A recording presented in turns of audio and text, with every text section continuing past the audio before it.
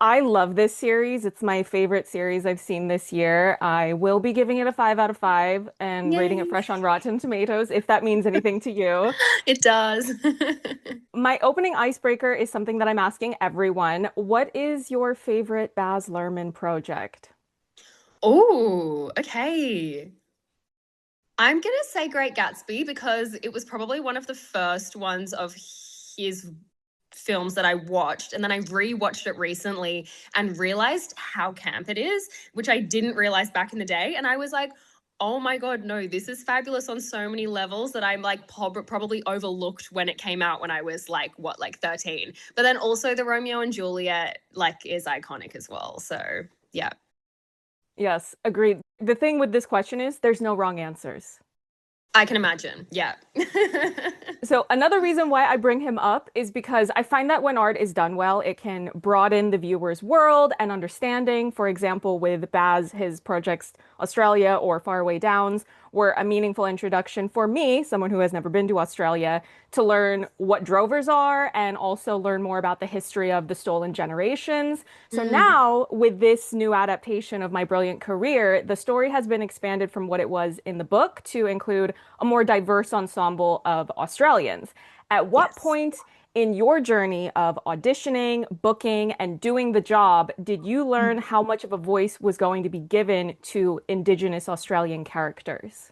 Great question. I think from the get-go, when you see that it is a, reprise, it is a retelling of a classic story, and as a First Nations actor, you see an audition come your way for a period piece, you're instantly like, oh, they must be going back and doing their due diligence and, including those perspectives that were always there. So I think from the get-go, I had obviously heard of My Brilliant Career before. I hadn't read the book before we had started, shooting or that I knew about the project, but instantly I was like, okay.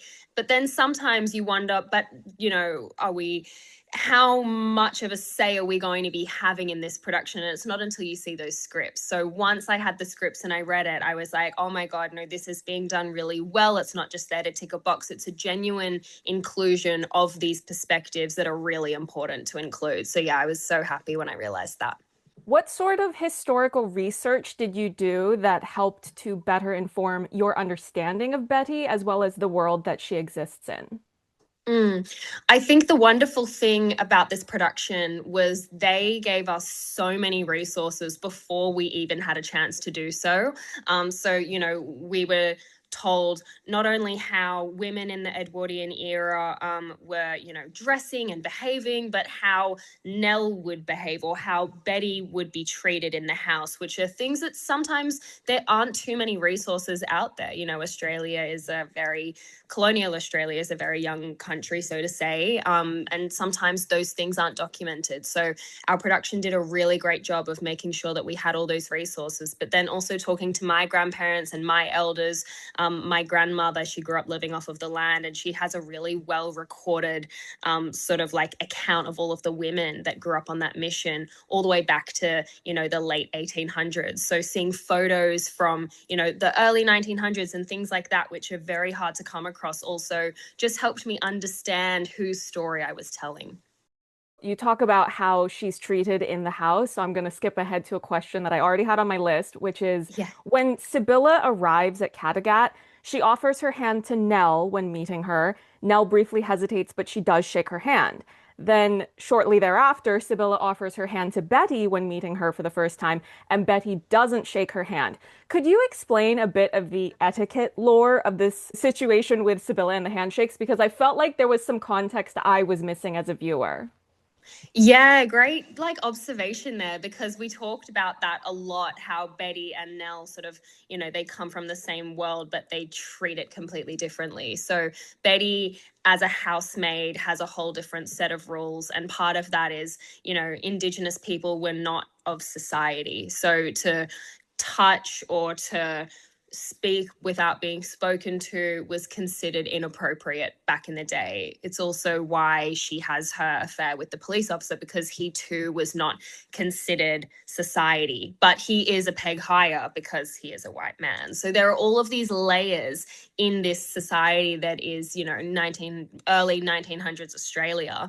But I think Betty was taken off guard because she never would have had person in the house introduce themselves like that before. And in a lot of ways, Sibylla is so different from everyone in that house, and that's where our story sort of begins. Whereas Nell, I think, is sort of, I mean, I don't want to speak to Sherry's sort of decisions, but she treats things a little bit differently, and, she doesn't really abide by the rules as much as she needs to. Whereas Betty, in order to keep her job, she has to. And she takes that very seriously. And I don't think she sees too much of an issue with it other than, the deeper racism that it stems from. But in terms of being in the house, she's there to do her job and she actually really likes it. Yeah.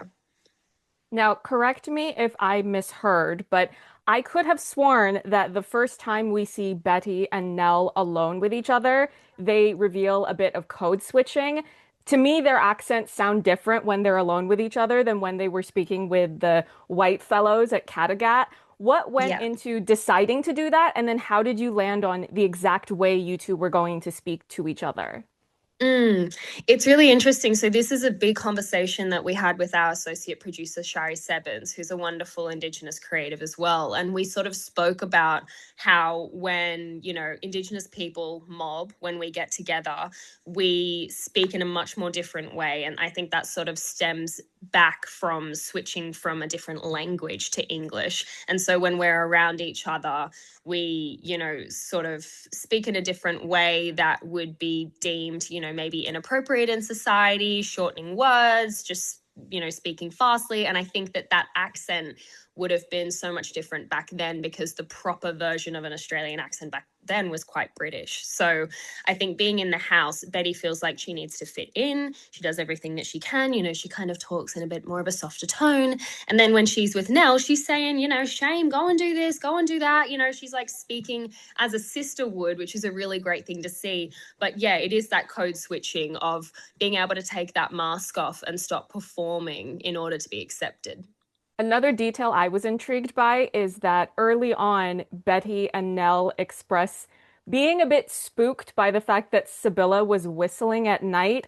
I didn't know if this was an Australian thing or specifically an Indigenous Australian thing. Would you be able to explain the context of that? Yeah, so that's an Indigenous Australian thing.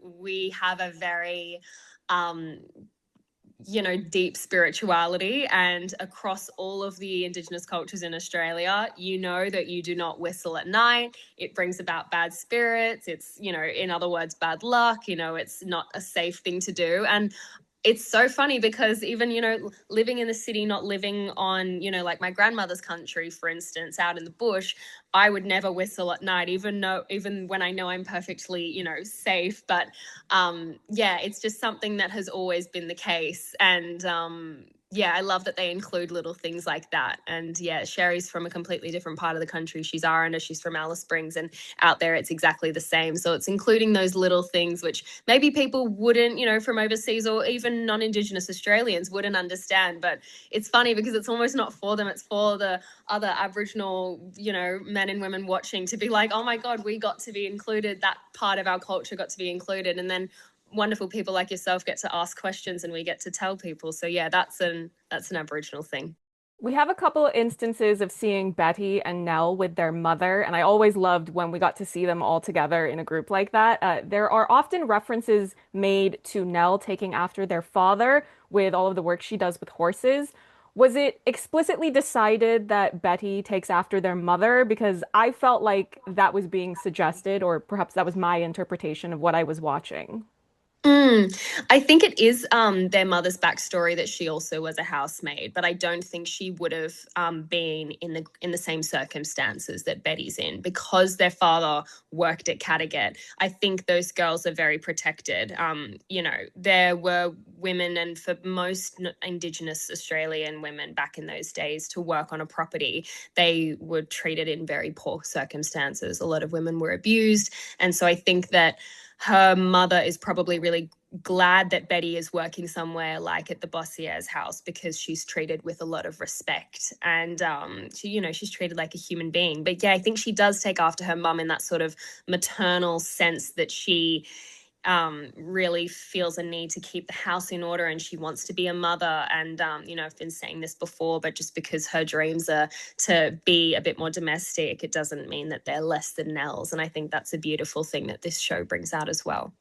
Another Indigenous character, Charlie, he expresses that he doesn't know where he comes from, but it seems as if Betty and Nell perhaps do. Did you ever explicitly decide what that family's background is? Betty and Nell, they know where they come from because I think they are traditional owners of the land in which Kattegat's on, or from a surrounding region. I don't think they are from a mob that is too far from where they're working. So every time they're in Google, you probably don't see it much in the show, but we had shot a lot of scenes where they're really close with all of the Aboriginal extras in those scenes because we assume that they're all family. So I think Betty and Nell come from that area. Well, their mum does, and that's where they met their dad, and because their dad wasn't Indigenous Australian. So I think that's sort of where they come from, so they know. But then, yeah, there are characters like Charlie, which is, a great perspective that they've included in this show, where people have been displaced and they don't know where they come from, even though they're on Australian, Indigenous soil. Yeah. Earlier, you mentioned Betty's love interest. What would you say is the basis of her attraction for him? Because that was quite a puzzle for me as a viewer. Yeah, I think that Betty likes the sergeant. We sort of meet them when they're already established at a relationship.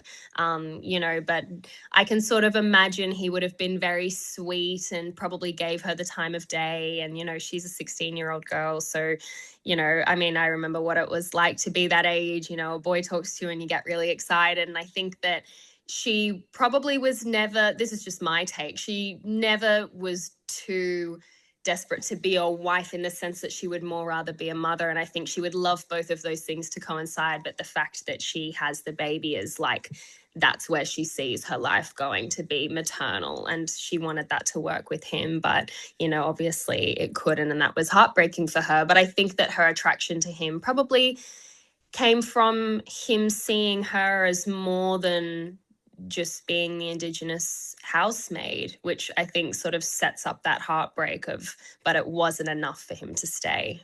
Thank you for explaining that because I was baffled the entire time I was Yeah. watching. I was going, she can do so much better than him. Get I feel away like from people are gonna her. either really be like Betty run, or they're gonna be like, oh, this guy, like it's gonna be a bit divided. Yeah, because Regan is so lovely. So it was like him playing this, character that is so disappointing in so many ways was, yeah, very hard. There's a point where Nell is rejecting an ongoing colonial holiday by saying, it's not a new country to us. And Betty responds by saying, I know, but we deserve to have fun too. And I really liked the writing there because it perfectly encapsulated their differing perspectives and personalities. Did you find that as an actor, the more that you learned about Nell, the more that you understood Betty? Yeah, I think so, because, as Nell's little sister, I can imagine Nell would have been, you know, probably saying this rhetoric all throughout their lives, like, we deserve more. We, why are we putting up with this? And it's probably why she never wanted to work in the house either. And she's working in like sort of a male dominated field, which was, being a stockman, or a stockwoman in her case. But I think that Betty's response to these things would be, she totally agrees. She agrees that we deserve more, but she's such an optimist that sometimes I think with Nell, she just goes, I know you feel this way, but please, let's just go have fun because I want to see you happy, And it's that sisterly thing of like, yes, this sucks, but you've said this for so long and we deserve to be happy right now. So like, let's just go and do it. So I think that sometimes she has to be the devil's advocate to sort of make sure that Nell actually like enjoys her life, And yeah, so I think she's a good sister in that way. And then, final question, what do you hope that viewers will take away from watching this new version of My Brilliant Career? I hope that viewers just have a greater understanding of what it was like for all individuals back in that time period, but also to be able to learn more about our culture and, you know, our history and our wonderfully feminist history as well. I think sometimes Australia and our history might get a little forgotten or not taught overseas. And I think that film and TV is a wonderful education platform half of the time. And that's the case with period pieces, as we've seen historically. So I'm really just keen for that exposure to the world. I think it's going to be wonderful.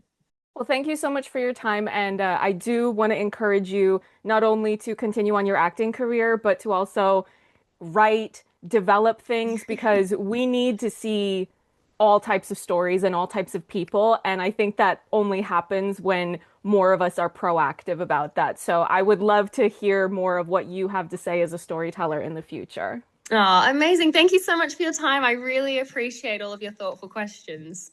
Thank you so much.